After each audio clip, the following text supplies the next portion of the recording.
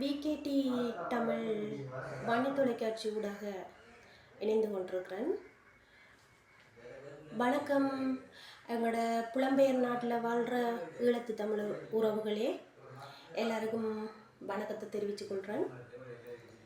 இப்போ நிறைய கஷ்டப்பட்ட மக்கள் அதாவது ரோட்டோரங்களில் அன்றைக்கு தங்களோட வாழ்வாதாரத்துக்கு தேவையான தங்களோட வசதிகளை ஈட்டிக்கொள்றதுக்காக நாவப்பழம் விற்கிறாங்க, வீரப்பழம் விற்கிறாங்க, பாலப்பழம் விற்கிறாங்க. அந்தந்த சீசனுக்கு ஏற்ற மாதிரி ஒவ்வொரு உணவுப் பொருட்களை ரோட்டு கரையோரங்களில் வச்சு விற்று அவங்களோட வாழ்வாதாரத்தை நடத்தி கொண்டிருக்கிறாங்க. அப்படி சில மக்களை சந்திக்க நேர்ந்தது நான். அப்போ அந்த டைமில் மட்டி விற்று கொண்டிருந்தாங்க. அப்போ மட்டி விற்று கொண்டிருந்தவங்களை சந்தித்து கேட்டபோது அவங்களோட கஷ்ட நிலைமை நீங்களே பார்த்தா விளங்கும், கண்கூடாக பாருங்கள். இப்படி நிறைய மக்கள் கஷ்டப்பட்டு கொண்டிருக்கிறாங்க. அதே போல் நான் இன்னும் சில மக்களை சந்திக்க போயிருந்தேன். அந்த மக்கள் அன்றாட மீன் பிடிச்சி அதுக்கு பிறகு நான் போன டைம் சரியாக ஒரு 12 மணி 1 மணி இருக்குது. அதுக்கு பிறகு தான் அவங்க வீட்டை போய் அதுக்கு பிறகு அந்த மீனை வெட்டி சமைச்சு சாப்பாடு செய்யணும். அதாவது அவங்க சொன்ன விடயம் என்னன்னு,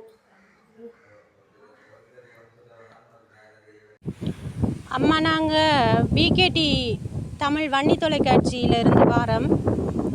இப்போ நீங்கள் இப்போ எங்களோட புலம்பெயர் நாட்டில் உள்ள ஈழத்தமிழ் மக்களுக்கு என்ன சொல்ல விரும்புகிறீங்க? உங்களுக்கு நீங்கள் எப்படி வாழ்கிறீங்கன்றத சொல்ல முடியுமா?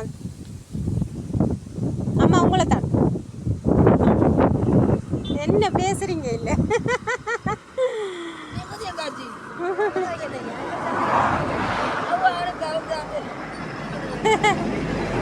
என்னம்மா மட்டி கதைக்கு தெரியாதா?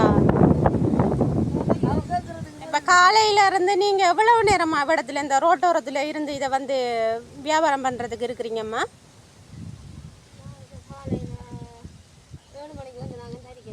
இப்போ விற்கலையா? எதுவும் விற்கலையா இவ்வளவு நேரத்துக்கு? கடவுளே, அது சரி. எவ்வளோ மட்டி ஒரு சுண்டு விற்கிறீங்க? இப்போ 150 ரூபா விற்கிறீங்கண்ணே. ஆனால் இங்கே 150 ரூபா விற்கிறீங்க. இதே அங்கால எங்களோட சைட் பகுதியில் 200 ரூபா விற்கிறாங்கம்மா. சனம்